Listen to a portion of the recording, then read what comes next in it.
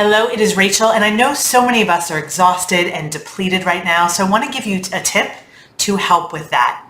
And this tip is that the way you view your child's behavior matters. And that's why I emphasize all the time, it's really important when your child has a negative behavior or mood or attitude that you see them as having a problem, not being a problem. It is accurate to say that they're having a problem, and there are two reasons that you really want to remember that. Number one, it's going to make the situation go better. And number two, it's actually going to motivate more cooperation from your child in the long run. So let me give you an example. Let's say you ask your child to do something, to go do their homework or put away their dishes that they didn't clean up, and they become disrespectful.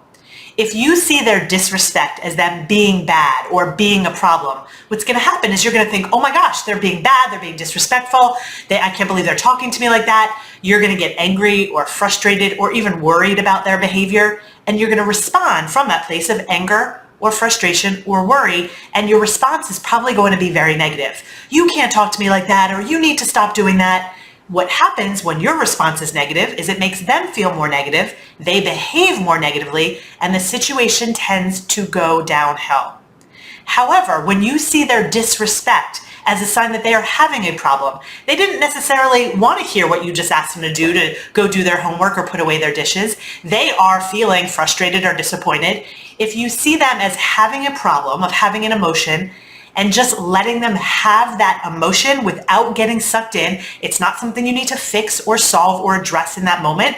What happens is you state your boundary again, it's time to do your homework or put your plate away, and you let them release their emotions. You don't have to get sucked in.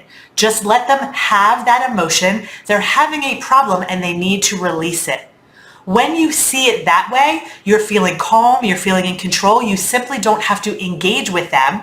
They will release these emotions and they will do what they are supposed to do.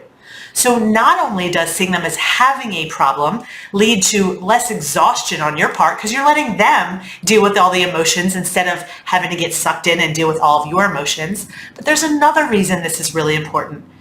Here's the thing, when we see our kids as being a problem, that makes us want to make them feel worse.